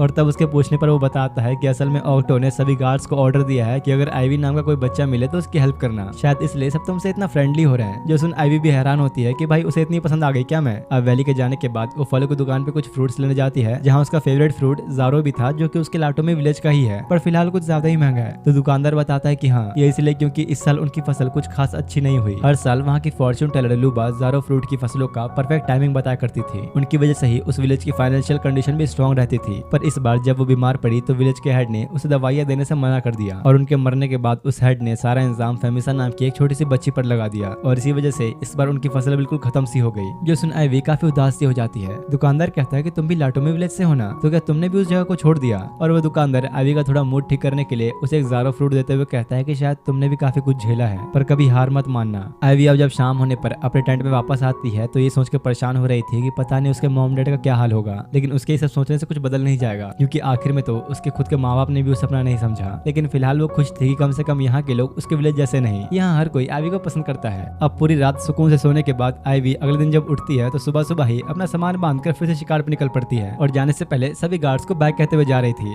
जिसके बाद जंगल में आकर आईवी हर जगह अपने ट्रैप्स को सेट करके पोशंस कलेक्ट करने के लिए फिर से डंपिंग ग्राउंड जाने का सोचती है। पर इससे पहले कि वो आगे बढ़ती, वही गुंडे टाइप लोग उसके सामने आगे होते हैं जो फिलहाल उससे बदला लेने के लिए आए थे। आईवी समझ गई थी कि इनसे बहस करने कोई फायदा नहीं, तो तुरंत ही भाग जाती है। पर भला एक बच्ची अब कितना ही दूर बच के भाग पाएगी। उन लोगों ने उसे बड़ी आसानी से पकड़ लिया होता है। तेरी हिम्मत कैसे हुई हमसे भागने की। लेकिन अब इससे पहले कि वो लोग उसे कुछ नुकसान पहुंचाते, सियाल सामने आता है जो देख दोनों की इतनी फट जाती है कि वो औरत तो वहीं बेहोशी हो गई। दूसरा बंदा बच के भागने की कोशिश करता है पर सियाल की स्पीड के सामने टिक नहीं पाता और बस एक दहाड़ सुनते ही उस बेचारे की भी पैंट गिली हो जाती है। अभी थोड़ी चैन की सांस लेती है कि अचानक किसी के आने की आवाज आती है जो देख सियाल जाकर जल्दी से छुप गया। ये और कोई नहीं बल्कि ऑक्टो और वैली थे जो कि सियाल के दहाड़ने की आवाज सुन के यहाँ आए थे और पूछते कि तुम ठीक तो हो ना। तो आईवी कहते हैं कि हाँ मैं तो ठीक हूँ, लेकिन इन लोग की हालत कुछ खास ठीक नहीं लग रही। अब कुछ देर बाद ऑक्टो उसे अपने ऑफिस में लेकर आया हुआ था और बताता है कि अब इन दोनों बदमाशों को जेल में डाल दिया गया है। वो लोग असल में एक चोर थे जिन पे काफी सारे केसेस दर्ज हैं और क्योंकि आईवी ने उन्हें पकड़वाने में मदद की तो इनाम के तौर पर उसे 5000 गिलिट्स मिलेंगे, जो सुन के बेचारी के तो होश ही उड़ जाते हैं कि भला आखिर ये रकम कितने चूहों के बराबर होगी। अब यार एक छोटा बच्चा इतने सारे पैसे लेकर तो घूम नहीं सकता, तो ऑक्टो कहता है कि तुम्हें जाकर पहले ट्रेड गिल्ड में अपना अकाउंट खुलवा लेना चाहिए। एक तरह से देखा जाए तो ये ट्रेड गिल्ड एक बैंक की ही तरह है। यहाँ आईवी को अपने कुछ स्टेप्स पूरे करने होते हैं और कुछ ही देर में उसका खुद का सेविंग्स अकाउंट बनकर तैयार हो जाता है। वो अब एक रूम में जाकर अपने सारे पैसे जमा करवा देती है, जिसके बदले में उसे कंफर्मेशन के तौर पर एक तरह का कार्ड दिया जाता है। और पूरा प्रोसेस कंप्लीट होने के बाद ऑक्टो आईवी को लेकर जैसे ही बाहर आता है तो वैली आग बबूला हुआ खड़ा था। आखिर मुझे बिना इन्फॉर्म किए तुम इसे अपने साथ लेकर घूम रहे थे, मुझे बताया क्यों नहीं। आईवी उन दोनों का अपने लिए इतना प्यार देखकर हैरान होती है कि आखिर ये लोग मुझे इतने अच्छे से ट्रीट क्यों कर रहे हैं। वो लोग आईवी को पार्टी देने के लिए लाए होते हैं और बातों बातों में ऑक्टो आईवी के स्किल्स और स्टार्स के बारे में पूछता है जो वो उन्हें बताना नहीं चाह रही थी। तो वो कहता है कि अरे इसमें इतना टेंशन लेने वाली कोई बात नहीं, कई बार तो बहुत सारे स्टार्स वाले लोग भी किसी काम के नहीं होते हैं और तुम्हें चाहे लोग कुछ भी कहें बस खुद पे विश्वास रखना, ये मैटर नहीं करता कि तुम्हारे पास कितने स्टार्स हैं। उसका उदास चेहरा देख के उन्हें लग रहा था कि शायद आईवी के पास बस एक ही स्टार है, शायद इसलिए वो बताने से डर रही है। अब उन लोगों के साथ अच्छा सा वक्त बिताने के बाद अगले दिन आईवी उस विलेज से जाने का डिसाइड करती है और उन्हें बताती है कि अब मैं रॉयल कैपिटल की तरफ निकलूंगी। आप लोगों ने मेरे लिए जो भी किया उसके लिए बहुत बहुत शुक्रिया। अरे अरे इसमें कोई बड़ी बात नहीं, अगर तुम्हें कोई हेल्प चाहिए हो तो वहाँ बस मेरा नाम ले लेना। आईवी दोनों को बाय कहते हुए चली जाती है और वैली इधर ऑक्टो को बताता है कि मेरी इन्वेस्टिगेशन से पता लगा है कि एक लड़की है और किसी वजह से ही अपनी पहचान छुपा रही है। तो ऑक्टो कहता है कि हाँ मुझे भी ऐसा ही लगा था, शायद उसकी कोई वजह होगी, इंतजार करो क्या पता किसी दिन वो खुद बता दे। इधर आईवी वापस अपने सफर पर निकल गई होती है जहाँ रास्ते में सोरा का इतना फुर्तीला नेचर देखकर उसे याद आता है कि जब सोरा ने सीएल को जख्म को हिल किया था तब से ही वो थोड़ा इवॉल्व सा हो गया है, जैसे उसके अंदर कुछ नई एनर्जी सी आ गई हो। तभी अचानक से सोरा का ध्यान किसी चीज पर जाता है जो देख आईवी उसके पीछे जाती है और सामने एक बड़े से खाली एरिया में पूरी फसलों को बर्बाद हुआ देखते हैं। आईवी को समझ आ जाता है कि जरूर किसी जंगली सुअर का काम होगा। बेचारी डरते हुए सोच रही होती है कि पता नहीं वो मेरे सामने आ गया तो मैं क्या करूंगी, और तभी अचानक सीएल पीछे से आ जाता है। अब कुछ देर तक साथ में ऐसे ही थोड़ा खेलने के बाद रात में अब तीनों खाना खाने बैठते हैं, जहां आज भी सीएल ने कई सारे खरगोशों को पकड़ने में आईवी की हेल्प की थी, जिसका मतलब कि अब उसके पास खाने की कमी तो नहीं होने वाली। जिसके बाद अगली सुबह उठकर आईवी जब अपने ट्रैप्स चेक करने के लिए जाती है तो वो इस बार भी बर्बाद हो चुके थे, एक भी चूहा उसके पकड़ में नहीं आया होता। आईवी उदास तो थी पर कहते कि चलो कोई बात नहीं, कल का थोड़ा खाना बचा हुआ है हमारे लिए। तभी सामने उसे कुछ अजीब सा दिखता है कि जैसे कोई चीज उसकी तरफ ही आ रही हो, जो देख आईवी डर के भागते हुए सोचती कि आखिर ये चीज है क्या, ये कैसी प्रेजेंस है, और भागते भागते वो एक खाई के पास पहुंच जाती है जहाँ पीछे से उस चीज ने उसे घेर लिया होता है। आईवी जैसे ही पीछे मुड़ के देखती है तो ये कोई मॉन्स्टर नहीं बल्कि इंसान की तरह लग रहा होता है। तभी सियाल नीचे से आकर खतरनाक दहाड़ मारता है और अगले ही पल आईवी देखती है कि वो डार्क प्रेजेंस अब गायब हो चुकी है। उसे कुछ भी समझ नहीं आ रहा होता कि आखिर ये था क्या। अब अपने सफर को जारी रखते हुए वो तीनों एक पहाड़ी से गुजर रहे होते हैं जहाँ आईवी और सोरा सियाल की सवारी करते हुए जा रहे थे। आईवी अभी उसी डार्क प्रेजेंस के बारे में सोच ही रही थी कि अचानक सियाल रुक सा जाता है क्योंकि पहाड़ की तरफ से एक ओगरे उनकी तरफ ही आ रहा था। सियाल जल्दी से आईवी को छुपाकर उस पर हमला करता है और अपने साथ साथ उसे लेकर नीचे बहती नदी में कूद जाता है। आईवी अब कुछ समझ पाती कि अचानक और भी कई सारे ओगरेस पहाड़ के ऊपर से उसकी तरफ ही आ गए होते हैं। वो अब जल्दी से भागना शुरू करती है और दौड़ते दौड़ते बड़ी अजीब सी जगह पहुंच जाती है जहां आसपास कई सारे डरावने स्केयरक्रोस लटके हुए थे, लेकिन अभी वो ओगरेस उसके पीछे ही आ रहे होते हैं और गलती से उसका पैर एक ट्रैप में चला जाता है जिससे आईवी एक जाल में फंस के पेड़ से लटक जाती है। मौका देखते ही एक ओगरे उस पर टूट पड़ता है, लेकिन अब इससे पहले कि वो उसे कुछ कर पाता सामने से एक तेज रोशनी आती है और एक बड़ा सा फायरबॉल अटैक उन सबको जाके लगता है जो अचानक सामने आए इस लाल बाल वाले लड़के ने किया था। वो बंदा अब अपने फ्लेम अटैक से सभी ऑगलेस को जला ही रहा था कि तभी उसकी नजर आईवी पड़ती है जो उन आग की लपटों के बीच लटक रही थी। वो बेचारा खुद ये देख के हैरान था और कहता है कि आखिर एक बच्चा यहाँ पर क्यों है, ये यहाँ कर क्या रहा है। तभी अचानक एक बंदा आकर अपने तीर कमान के साथ उस जाल को तोड़ देता है और आईवी तेजी से नीचे गिरने ही लग रही होती है कि तभी वो लाल बालों वाला लड़का जल्दी से उसे पकड़ लेता है। लेकिन उनकी किस्मत इतनी खराब थी कि सामने ही एक ऑगले खड़ा था जो देखो तुरंत ही आग की लपटों से बाहर कुछ मुलायम बॉल पे जाके कूदता है जो कि असल में कुछ बड़े बड़े स्लाइम्स थे जिसके मालिक के सामने दिख रही खूबसूरत सी लेडी है। और कुछ देर के अंदर ही वो सब मिलकर उनका पूरी तरह सफाई कर चुके होते हैं जो देख आईवी हक्की बक्की रह गई थी।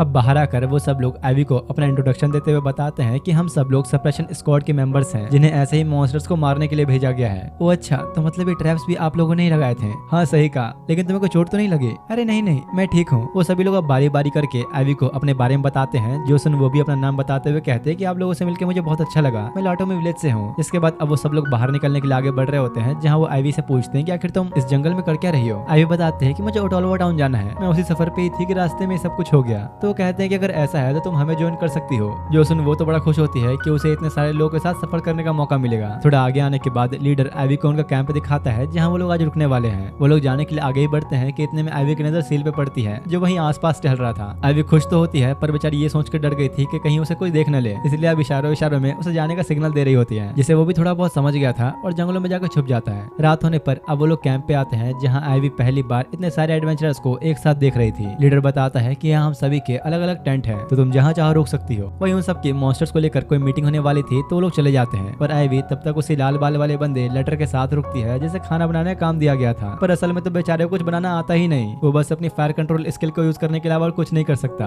एक तरह से देखा जाए तो उसका यूज बस सिलेंडर के पैसे बचाने के लिए होता है। आईवी से कहते हैं कि चलो मैं ही तुम्हें कुछ सिखा दूं। और इसके बाद तो जब वो चालू होती है तो ऐसे खाना बनाने लग जाती है जैसे उसके पास कई सालों का एक्सपीरियंस हो। बेचारा लेटर तो देख के हैरान होता है कि भाई ये क्या है। और डिनर के टाइम जब वो सब लोग खाने बैठते हैं तो बेचारों के तो आंसू ही आ जाते हैं क्योंकि काफी टाइम बाद उन्हें ऐसा लजीज खाना खाने को मिल रहा था। और आईवी की तारीफ करते नहीं रुकते। खुशबू लेते लेते मीला भी वहाँ गई होती है जो कि इतना सारा खाना देख हैरान थी और पूछती कि आखिर ये किसने बनाया। टेस्ट उसे भी काफी अच्छा लगता है। सबके पूछने पर आईवी कहती है कि नहीं, मैंने सिर्फ अकेले नहीं बनाया, लेटर ने भी मेरी हेल्प की है। और अपनी तारीफ सुन के तो फूल नहीं समाता और खुशी खुशी में ऊपर एक पत्थर फेंक के उस पर फायर करता है जिससे आसमान में एक रियल फायर क्रैकर जैसा नजारा देखने को मिलता है। जो देख आईवी को एक आइडिया आता है और वो मीला से पूछते हैं क्या आपके पास ऐसे कुछ और मेटल्स हैं जो कि अलग अलग रंगों के हों। और आईवी अब उन सबको इकट्ठा करते हुए कहते हैं कि आप देखना आप लोग कमाल। उसके कहने पर लेटर उन्हें आसमान में फेंक कर उस पर अपना फायर मैजिक यूज करता है और बस इसके अगले ही पल पूरा आसमान रंग बिरंगी रोशनी से जगमगा उठता है।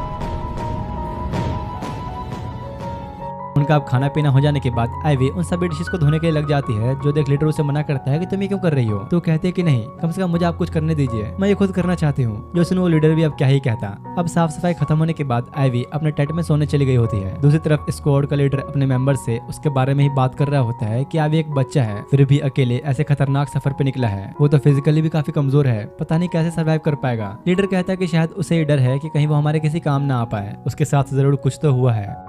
अगली सुबह अब उनके कैंप में घूमते हुए आईवी को पोशन से भरा एक बॉक्स मिलता है जिसमें से वो कुछ ब्लू पोशंस को सुरा के लिए ले लेती है। वहीं आईवी देखती है कि मीला अपने स्लाइम्स के साथ कूड़े कचरे को डिस्पोज करने का काम कर रही है। तो वो कुछ सोचते हुए जाकर उससे पूछते हैं क्या तुम्हें कुछ ऐसे स्लाइम्स के बारे में पता है जो चीजों को अपने अंदर एब्जॉर्ब कर सकते हैं। मीला कहते हैं कि नहीं, ये बहुत ही रेयर होते हैं और अगर तुम्हें ऐसा कोई एक मिल जाता है तो तुम उसे अच्छे खासे दाम में बेच सकती हो। जो सुन आईवी को थोड़ा अजीब लगता है कि ऐसे क्यों बोल रही है और तभी उसे दोबारा वही डार्क प्रेजेंस फील होती है। इधर बाकी सारे स्क्वाड मेंबर्स साफ सफाई करने का काम पूरा कर चुके होते हैं और कहते हैं कि चलो अब जब हमारा काम यहाँ खत्म हो चुका है तो हमें सफर पर निकलना चाहिए। पर जाने से पहले वो लोग कैंप में आखिरी दिन खूब पीवी के मजे करते हैं। और आज भी आईवी ने ही खाना बनाया था लेकिन वो ये सोच के परेशान हो रहे थे कि पता नहीं अभी सीएल का क्या हाल होगा। तभी मीला आके उन सबको अपने भाइयों से मिलाती है। जो देख आईवी कहते कि अरे वाह, तुम दोनों तो बिल्कुल एक जैसे दिखते हो।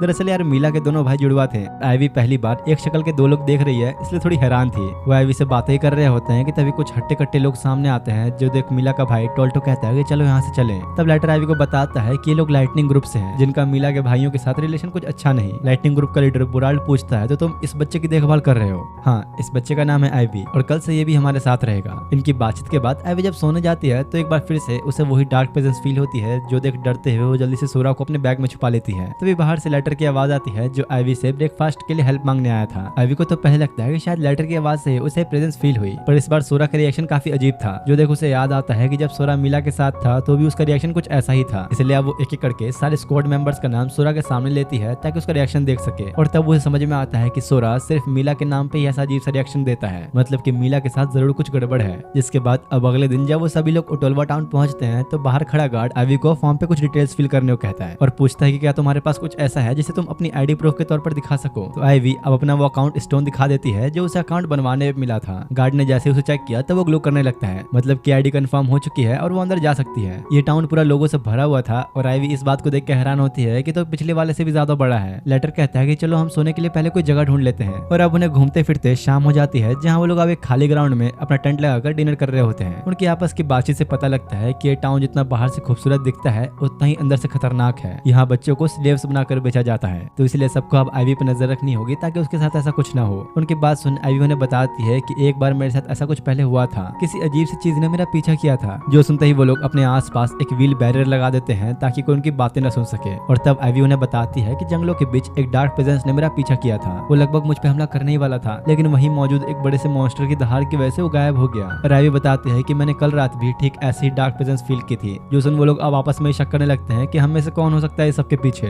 तो आईवी कहती है शायद मीला। लीडर उससे वजह पूछता है तो आईवी उस वक्त के बारे में सोचने लगती है जब सोरा उसे देखकर अजीब सा बिहेव कर रहा था। और तो और मीला ने उसके सामने स्लैम्स को बेचने की बात भी की थी। आईवी को लग रहा था कि शायद उसकी बात पे कोई यकीन नहीं करेगा, तो वो कह देते कि मैंने तो बस ऐसे ही कहा, आप लोग इस पे ध्यान मत दो। फिलहाल आईवी सोरा के बारे में किसी को बताना नहीं चाहती थी, इसलिए वो अब चुप रहना ही सही समझती है। लेकिन अब अगली ही सुबह सभी मेंबर्स को ये बात पता लग चुकी थी कि मीला जरूर कुछ तो छुपा रही है, क्योंकि जब उनके ही एक साथी ने उन दोनों पर नजर रखी तो मीला के भाई किसी व्यापारी से बात करते हुए मिले। वो लोग व्हील बैरियर के अंदर थे ताकि कोई उनकी बात न सुन सके। और जब स्क्वाड मेंबर्स ने उनसे इस बारे में पूछने की कोशिश की तो वो कहने लगे कि हम तो बस उन्हें रास्ता बता रहे थे, लेकिन अगर सच में ऐसे ही बात थी तो आखिर उन लोगों ने व्हील बैरियर का इस्तेमाल क्यों किया। और हर कोई अब इसी बारे में सोचने लगा था कि आखिर ये मीला चाहती क्या है। लीडर आईवी का शुक्रिया अदा करता है क्योंकि उसकी वजह से वो लोग पता लगा पाए कि मीला किस तरह की लेडी है। और हर किसी से इतनी तारीफें सुनकर उसे यकीन नहीं हो रहा होता कि इन लोगों ने सच में उसके बात पे ध्यान दिया। वो सोचती है कि शायद अब मुझे अपना राज बता देना चाहिए और टेंट में जाके सोरा को बाहर निकालते हुए सबको उसके बारे में बता देती है। वो लोग इस चीज को देखकर काफी हैरान थे क्योंकि उन लोगों ने ट्रांसपेरेंट स्लाइम के बारे में बस किस्से कहानियों में ही सुना था। आईवी उन्हें सोरा के स्किल्स के बारे में बताती है कि कैसे वो पोशंस को एब्जॉर्ब कर लिया करता है, साथ ही वो कैसे सामने वाले झूठ को पकड़ पाता है। और यहाँ उन लोगों को पता लगता है कि सोरा एक ऐसा स्लाइम है जो किसी के भी गलत इरादों को दूर से ही भांप सकता है। और वो लोग बारी बारी इस चीज को टेस्ट भी करते हैं सोरा के सामने कुछ झूठी बातें बोलकर कि वो पकड़ पाता है या नहीं। और जो भी स्क्वाड मेंबर्स उसके सामने झूठ बोलते वो उस पर काफी अजीब सा रिएक्शन देता। वो बड़ी आसानी से ही किसी भी इंसान में गलत और सही का फर्क बता सकता था, जो देख हर कोई हैरान था कि स्लाइम्स के पास ऐसी एबिलिटीज भी होती है क्या।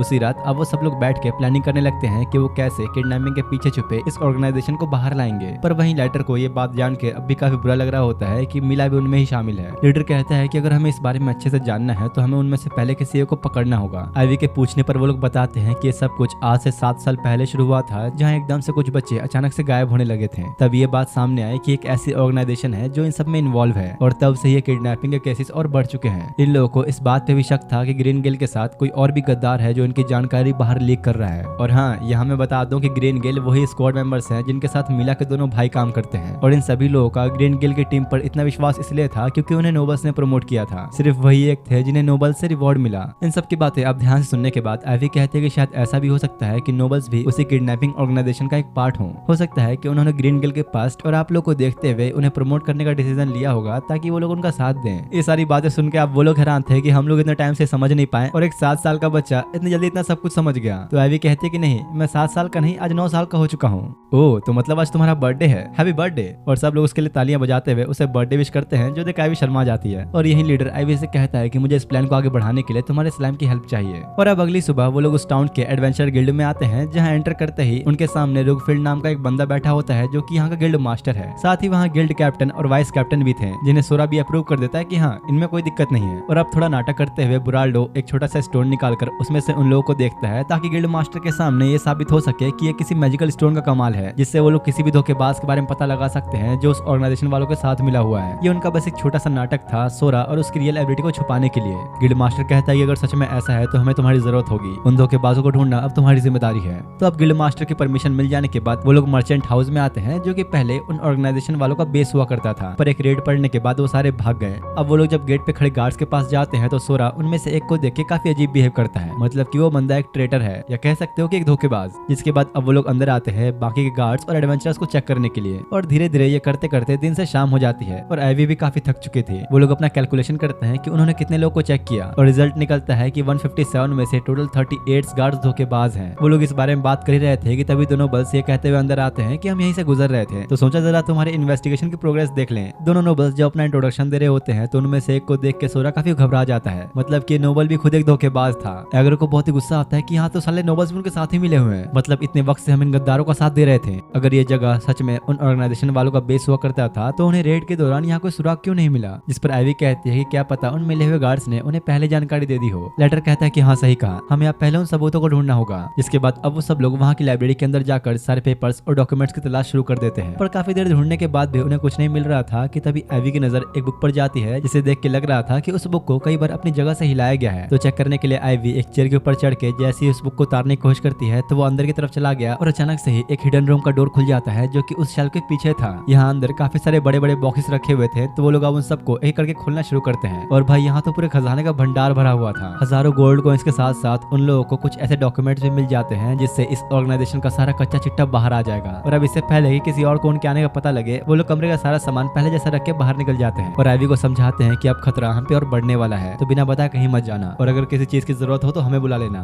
जिसके बाद आइवी अपने कपड़े धोने के लिए एक टब का पानी गिरा रही होती है, पर खाली होने के बजाय उसमें पानी और दोबारा भर जाता है। तो लेटर बताता है कि शायद तुम्हें नहीं पता लेकिन एक मैजिकल आइटम है जिससे वाटर को समन किया जा सकता है। अरे वाह, इससे तो मेरा कपड़े धोना भी और आसान हो जाएगा। और आइवी धोने के लिए अपने कपड़े निकालने ही लग रही थी कि तभी लेटर उससे पूछ देता है कि क्या तुम सच में एक लड़के ही हो ना। जो सुन आइवी वहीं रोने लग जाती है, तो वो कहता है कि अरे मैं बस ऐसे ही पूछ रहा था, प्लीज माफ कर दो।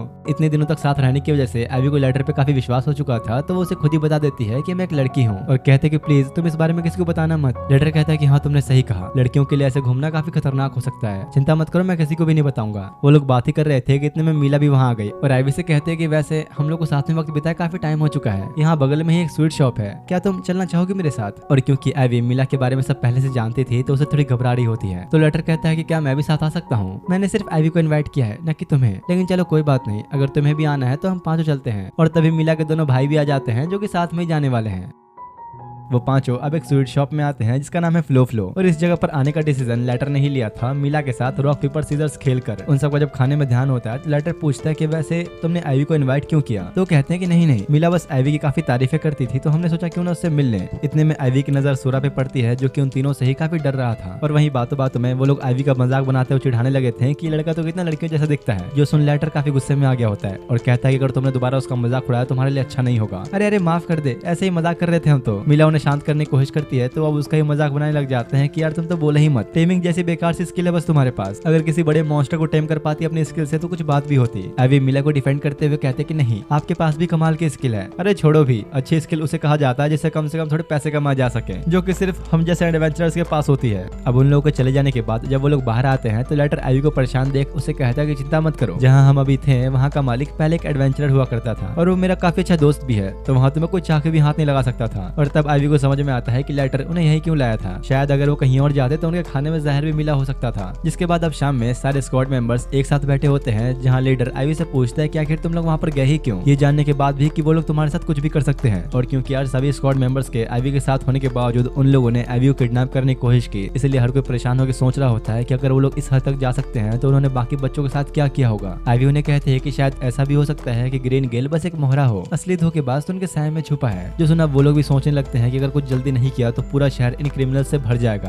तभी आइवी को एक आइडिया आता है और कहती है कि क्यों ना मैं उनका एक मोहरा बन जाऊं और फिर हम उन ऑर्गेनाइजेशन वालों को झूठी इन्फॉर्मेशन पहुंचाएंगे कि जिस जगह पर उनके सारे डॉक्यूमेंट्स और पैसे रखे हैं वहाँ कोई सिक्योरिटी नहीं, तो घबरा कर जरूर वो सब लोग अपने सारे सबूत मिटाने आएंगे और उसी वक्त हम उन लोगों को रंगे हाथों पकड़ सकते हैं। वैसे यार आइवी का प्लान तो अच्छा था लेकिन लीडर को ये आइडिया अच्छा नहीं लगता क्योंकि इससे आइवी की जान भी खतरे में आ सकती है और तो और उन्हें ये भी नहीं पता कि यहाँ और कितने गद्दार छुपे बैठे हैं। पर थोड़ी देर आपस में सोच विचार करने के बाद वो लोग ये रिस्क लेने के लिए मान जाते हैं, बस एक बार वो लोग उस जाल में फंस जाएं। अगली सुबह दिखाया जाता है कि गिल्ड मास्टर सारे एडवेंचर्स के सामने आइवी को लाते हुए कहता है कि मैंने तुम सबको यहाँ बुलाया सिर्फ एक छोटी सी हेल्प के लिए। जैसा कि तुम लोग जानते ही हो कि आजकल किडनैपिंग के केसेस कितने ज्यादा बढ़ते जा रहे हैं, तो इसलिए मैं चाहता हूँ कि इस बच्चे की तुम लोग रक्षा करो। और यहीं इस भीड़ में मीला भी होती है जो आइवी को हेलो करती है। उनमें से एक एडवेंचरर सामने आके आइवी को अपना नाम बताता है तो सोरा फिर से वैसा ही रिएक्शन देता है, यानी पहला बंदा ही धोखेबाज निकला। दूसरी तरफ गिल्ड कैप्टन बक्स भी गहरी सोच में डूबा था। वाइस कैप्टन के पूछने पर वो कहता है कुछ नहीं, मैं बस सोच रहा था कि आइवी में जरूर कुछ तो खास है, हम बहुत करीब हैं उन गद्दारों को पकड़ने के। इतने में शिफाली अपने बाकी स्क्वाड मेंबर्स के साथ कैप्टन के पास आई, कहता है कि आपको जल्दी से एक टीम रेडी करनी होगी, हमें जंगलों में एक मॉन्स्टर का बेस मिला है। कैप्टन थोड़ा कंफ्यूज तो होता है, पर वो समझ गया था कि जरूर उसके पीछे कोई वजह होगी, तो जल्दी से एक स्पेशल टीम रेडी करने का ऑर्डर दे देता है। यहाँ पर तुम लोग थोड़ा सोच रहे हो कि आखिर यहाँ चल क्या रहा है, जल्द ही समझ में आ जाएगा। तो इस तरफ लेटर, आईवी, मिला और उसके दोनों भाई एक छोटी सी शॉप में बैठे होते हैं लंच करने के लिए। आईवी पूछते हैं कि भला ये डांजो डिश क्या है। मिला कहते हैं कि हाँ, हमें ट्राई करना चाहिए, पर बेचारे लेटर को ये खाना बिल्कुल ही पसंद नहीं था। तो आईवी से कहता है कि प्लीज इसे मत खाओ, इसमें जहर होता है। लेकिन फिर भी मिला के कहने पर वो लोग डांजो का ही ऑर्डर करते हैं। उस दुकान के मालिक के सामने आते ही सूरा का बर्ताव फिर से कुछ बदल चुका था, जिसका मतलब कि ये बंदा भी उन्हीं ऑर्गेनाइजेशन वालों से मिला हुआ है। आईवी लेटर को ये इशारों में बता देती है, जो देखो वो समझ जाता है कि अभी सही मौका है, और जानबूझकर एक झूठी कहानी बनाते हुए उन तीनों से कहता है कि मेरे पास तुम लोगों के लिए एक मिशन है। काफी सारे एडवेंचरर्स का ग्रुप जंगल जा रहा है कुछ मॉन्स्टर्स को खत्म करने के लिए, इसलिए इस बीच टाउन में सिक्योरिटी काफी कम होगी। उनकी ये बातें शॉप वाला बंदा भी सुन रहा था और एक स्माइल देते हुए आईवी और लेटर के खाने में अपना मसाला मिला देता है। एक तरह से एक बेहोशी की दवाई थी। इधर लेटर उन तीनों से हेल्प मांगते हुए कहता है कि मुझे तुम लोग की हेल्प चाहिए टाउन की देखभाल करने के लिए। तो वो लोग भी रेडी हो जाते हैं और पीछे से वो शॉप वाला बंदा बाहर निकल जाता है अपने ग्रुप को इन्फॉर्म करने के लिए, क्योंकि उनके पास इससे अच्छा मौका नहीं हुआ अपने सबूत मिटाने का। आईवी का प्लान अब काम करना शुरू कर चुका था। लेटर अब अपने और आईवी के पास मिले हुए डिश को उन तीनों की तरफ करते हुए कहता है कि अब बता भी दो कितने पैसे मिलने वाले हैं तुम्हें आईवी को किडनैप करने के। सच में क्या तुम लोग इतने गिर चुके हो कि इन मासूम बच्चों के साथ ये सब कर रहे हो? और क्योंकि उसने अपना वही पॉइजन मिला हुआ खाना उन तीनों को दे दिया था, तो मिला के दोनों भाई अपना वेपन निकालकर उसके ऊपर टूट पड़ते हैं। लेटर में फिर भी इतनी काबिलियत थी कि दोनों को आसानी से संभाल पा रहा होता है, पर उसके पास कोई डिफेंस स्किल नहीं थी, जिसकी वजह से वो दोनों एक साथ मिलकर उस पर भारी पड़ने लग गए थे। मिला नहीं चाहती थी कि यहाँ और लड़ाई हो, तो अपने स्लाइम से उन दोनों को रोक लेती है और लेटर मौका देख के उन दोनों को वहीं चित कर देता है। दूसरी तरफ मर्चेंट हाउस के बाहर उन्हीं ऑर्गेनाइजेशन वालों ने अटैक कर दिया होता है, जो देखो सारे गार्ड्स उनसे लड़ने में बिजी हो जाते हैं। पर वहीं जो कुछ धोखेबाज गार्ड्स थे वो उन लोगों को इशारों में रास्ता बताते हुए खुद ही अंदर लेकर आ चुके होते हैं और बता देते हैं कि सारे डॉक्यूमेंट्स कहाँ रखे हैं। पर तभी और दो गार्ड्स ने उनकी बातें सुन ली थी और कहते हैं क्या हमें किसी को बताना चाहिए, लेकिन यहाँ तो कुछ पता ही नहीं चल रहा है कौन हमारे साथ है और कौन नहीं। इधर वही नोबल फेल्टोरिया लाइब्रेरी के गेट के बाहर खड़ी गार्ड से कहता है कि तुमने काफी अच्छा काम किया, यहाँ से हम लोग संभाल लेंगे, तो अब तुम जा सकते हो। पर जैसे ही उन लोगों ने अंदर जाने की कोशिश की तो एक तेज सायरन बजना शुरू हो जाता है और आसपास हर जगह ढेर सारा धुआं पड़ चुका था। अब इससे पहले कि वो कुछ समझ पाते हैं धीरे धीरे हर कोई बेहोश होने लग जाता है। फेल्टोरिया के साथ साथ आसपास के सारे गार्ड्स चेत हो चुके थे।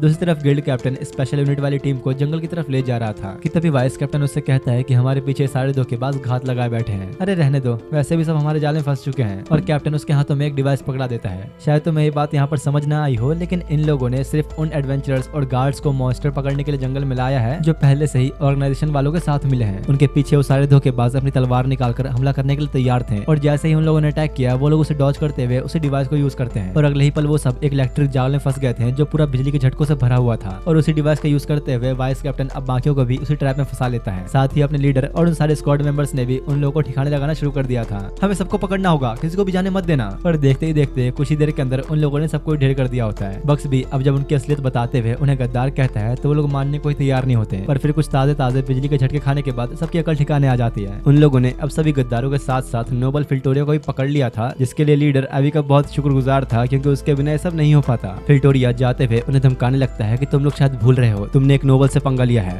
तभी दूसरा नोबल फ्रेंड सामने आकर उसे कहता है कि अब तुझे कोई नहीं बचाने वाला, मुझे गिल्ड मास्टर ने पहले ही तेरे बारे में सब बता दिया था। वहीं वो गेट पर देखते हैं जहाँ टाउन के सभी लोग आग बबूला हुए खड़े थे, जो इन सब गद्दारों को अपने हाथों से मारना चाहते थे। तो कैप्टन जाके उन्हें समझाता है कि आप लोग को शांति से काम लेना होगा, इनको इनकी किए की सजा जरूर मिलेगी। अगर हमने इन सबको ऐसे ही मार दिया तो उनके लिए और आसान होगा। मैं चाहता हूँ कि ये भी उसी दर्द से गुजरे जो इन्होंने अब तक उन मासूम बच्चों को दिया। और कैप्टन के अच्छे समझाने पर वो सभी मान जाते हैं। तभी बेरोल्डा आईवी के पास आके कहता है कि अब तुम्हारे लिए बस एक छोटा सा काम बाकी है। और अगले सीन में वो लोग गिल्ड के अंदर होते हैं जहाँ टाउन के सभी एडवेंचरर्स को इकट्ठा किया गया था, और आईवी को इन सबको इन्वेस्टिगेट करना है, क्योंकि इनमें से कई सारे लोगों को ऑर्गेनाइजेशन के बेस के आसपास दिखा गया था, तो ये काफी जरूरी है। इसके बाद अगली सुबह गिल्ड कैप्टन बक्स भी वाइस कैप्टन के साथ आके आईवी को इन्वेस्टिगेशन की रिपोर्ट्स दिखाते हुए बताता है कि वैसे तो टोटल 58 ट्रेटर्स थे, पर अभी हमारी पकड़ में सिर्फ 45 ही आए हैं। मतलब कि ये बंदे सच में काफी चालाक हैं, जो इतना कुछ होने के बाद भी पकड़े नहीं गए। यहाँ इन्वेस्टिगेशन की रिपोर्ट के साथ साथ उन लोगों ने आईवी का रिवॉर्ड्स डॉक्यूमेंट भी रखा हुआ था, जो इस आईवी को मिलने वाला है। वैसे सच कहूँ तो मैं भी इसी बात के इंतजार में था कि इसे रिवॉर्ड कब मिलेगा। और यहाँ मैं बता दूं कि रिवॉर्ड के तौर पर आईवी को ढेर सारे गोल्ड कॉइंस और 150 लेडल मिलेंगे, जो एक्सेप्ट करने के लिए बस इस डॉक्यूमेंट पे साइन करना होगा। इतने सारे पैसों के बारे में सोच कर ही उसके होश उड़ चुके थे, क्योंकि कैलकुलेशन करने पे उसे पता लगता है कि उसके 1.5 लाख चूहे पकड़ने के बराबर था ये रिवॉर्ड। अगर एक चूहे का दाम तुम इंडियन करेंसी में 10 रुपए भी मान लो तो ये रिवॉर्ड होता है 1.5 लाख चूहों के बराबर, यानी कि टोटल 15 लाख रुपए, वो भी एक 8-9 साल की बच्ची को। और वो अब जल्दी से उस डॉक्यूमेंट को साइन कर देती है, जिसके अब थोड़ी देर बाद आईवी टाउन से बाहर निकलकर वापस जंगलों में चूहे पकड़ने के लिए आ गई होती है। लेकिन दिक्कत ये थी कि उसके ट्रैप्स ढंग से काम ही नहीं कर रहे थे, वो चूहे और भी चालाक हो चुके हैं। तो सीएल अब उसकी हेल्प करता है उन सभी खरगोशों और चूहों को पकड़ने में। आईवी वापस टाउन जाकर जब उन्हें बेचती है तो दुकानदार बड़ा खुश था और कहता है कि अरे वाह बच्चे, आज तुम्हारी वजह से मैं आज इतने प्रॉफिट में हूँ। तुम हमेशा मेरे पास इतना फ्रेश मीट लाते हो कि कस्टमर बार बार वही मांगने आते हैं। और आईवी से खुश होकर दुकानदार उसे बोनस भी देता है। अब रात में दिखाया जाता है कि गिल्ड में एक शानदार पार्टी रखी गई थी उन सभी किडनैपर्स को पकड़ने की खुशी में। बेरुल्डा और लीडर आईवी को बताते हैं कि तुम्हारी वजह से ही हमारे पास इतने प्रूफ इकट्ठा हो गए थे कि फेल्टोरियो को भी मजबूरन अपना जुर्म कबूलना पड़ा। आईवी गिल्ड मास्टर से ग्रीन गेल के बारे में पूछती है तो वो लोग बताते हैं कि वो तो बस उनका एक छोटा सा मोहरा थे। वैसे मिला ने भी काफी हमारी मदद की उन्हें पकड़वाने में, तो उसकी सजा भी हम कम कर देंगे। दूसरी तरफ यहाँ जेल में बैठी मिला को दिखाया जाता है जो कि एक तरह से खुश थी कि वो पकड़ी गई और खुद से कहते कि चलो फाइनली अब मुझे काम और नहीं करना पड़ेगा। इधर यहाँ आईवी थोड़ा सोच विचार करने के बाद गिल्ड मास्टर से कहती है कि मुझे आपको कुछ दिखाना है, और सुरा को निकालते हुए कहते हैं कि असल में तो ये था जिसने हमारी मदद की। वो मैजिकल स्टोन बस एक छोटा सा नाटक था सबको इसे छुपाए रखने के लिए। लेकिन ये देख के भी गिल्ड मास्टर ज्यादा हैरान नहीं था और सुरा का शुक्रिया कहता है टाउन में शांति वापस लाने के लिए। वो लोग अब आईवी से पूछते हैं क्या तुम इस टाउन में रहना चाहोगी। लीडर भी उससे कहता है कि हाँ, तुम हमारे साथ क्यों नहीं रहती, ये काफी अच्छा होगा। बाकी के स्क्वाड मेंबर्स भी यही चाह रहे थे कि आईवी यही रुक जाए। जो देखो खुद हैरान थे कि सच में मैं यहाँ रुक सकती हूँ। सब उसके जवाब का इंतजार कर रहे थे कि तभी आईवी को लुवा की वो बातें याद आती है जहाँ उसने कहा था कि अगर आगे चल के तुम्हें किसी पे विश्वास हो तो उसे अपने बारे में जरूर बता देना। आईवी अब थोड़ा घबराने लगती है और फाइनली बता ही देती है कि मैं एक स्टारलेस हूँ। मैं जब 5 साल की हुई तो मेरे माँ बाप को भी ये बात पता चल गई कि मेरे पास कोई स्टार्स नहीं और मुझे घर से बाहर निकाल दिया गया। गाँव का हर एक इंसान मुझसे नफरत करने लगा, जिस वजह से मुझे अपने ही विलेज को छोड़ के भागना पड़ा। आईवी उन्हें हर एक बात बताती है कैसे उसकी मुलाकात लुबा से हुई और कैसे विलेज के लीडर ने उसे मरवाने के लिए सबको उसके खिलाफ भड़का दिया था और तब से ही वो उन लोगों से अपनी जान बचाते हुए भाग रही है। आईवी सोरा को पकड़े हुए रोते हुए सब बता रही थी। सभी जानकर काफी हैरान होते हैं कि एक छोटी सी बच्ची को इतना कुछ झेलना पड़ा और उसे दिलासा देते हुए कहते हैं कि अब तुम्हें टेंशन लेने की जरूरत नहीं, अब तुम हमारे साथ हो, हमारे मरते दम तक तुम्हारा ये सीक्रेट कभी बाहर नहीं आएगा। अब ये देख बहुत खुश होती है और कहते हैं कि आप लोग का बहुत बहुत शुक्रिया, लेकिन मैं अपना ये सफर जारी रखना चाहूंगी। अब तक मैं सिर्फ अपनी जान बचाने के लिए भागती रही जब तक कि मैं कैप्टन ऑक्टो से नहीं मिली, जो कि सच में एक बहुत ही अच्छे इंसान थे जिन्होंने मेरी काफी हेल्प भी की और उसी तरह आप सभी ने भी। इसलिए मैं अपना ये सफर जारी रखना चाहूंगी ताकि ऐसे और भी लोगों से मिल सकूं। वो सब लोग भी उसकी बातें समझते हैं और लीडर कहता है कि शायद अब तुम्हारा सफर कुछ नई चीजों की तलाश में होगा। उनमें से एक बंदा सोरा को पकड़ते हुए कहता है कि यार मैं तुम्हें बहुत मिस करूंगा, पता नहीं हम लोग दोबारा कब मिलेंगे। और आईवी ने अब जाने का फैसला कर लिया होता है तो वो लोग अब एक फेयरवेल पार्टी की तरह जश्न मनाते हैं और आईवी बड़ी खुश होती है। अगली सुबह अब जब वो जाने के लिए निकल रही होती है तो सब लोग उसे बाय कहने के लिए इकट्ठा हुए थे। बेचारा लेटर परेशान होता है कि तुम कहीं कुछ भूल तो नहीं गई, कम से कम लंच तो ले लेती। अरे अब इतना क्यों चिंता कर रहे हो, वो संभाल लेगी। आईवी को उन लोगों ने कुछ मैजिक बैग्स भी गिफ्ट दिए थे जिसे देखकर वो बड़ा खुश होती है क्योंकि अब उसे हर चीज हाथ में लेकर घूमना नहीं पड़ेगा। तभी बक्स भी आईवी को बताता है कि मैंने सुरा के बारे में थोड़ा रिसर्च किया तो मुझे पता चला कि अब तक का सबसे वीकेस्ट स्लाइम है जिसे एक स्टारलेस के अलावा और कोई भी टेम नहीं कर सकता। तब आईवी को समझ में आता है कि शायद सुरा से मिलना शुरुआत से ही मेरी किस्मत में लिखा था और अब सबको बाय कहते हुए जाने लगती है। लेटर कहता है कि अब जब भी तुम्हारा दिल करे वापस आ जाना, हम तुम्हारा इंतजार करेंगे। वो लोग उसे जाते हुए देख ही रहते हैं कि अचानक सीएल झाड़ियों में से आ जाता है। शिफेल कहता है कि अरे वाह, तुमने एक स्टारलेस होने के बावजूद सबसे स्ट्रॉन्गेस्ट मॉन्स्टर को टेम कर लिया। तीनों अब वापस अपने सफर पर निकल जाते हैं और इसी के साथ ये सीरीज यहीं खत्म होती है। बाकी यार वीडियो को लाइक करने के साथ साथ कम से कम हाइप कर दिया करो।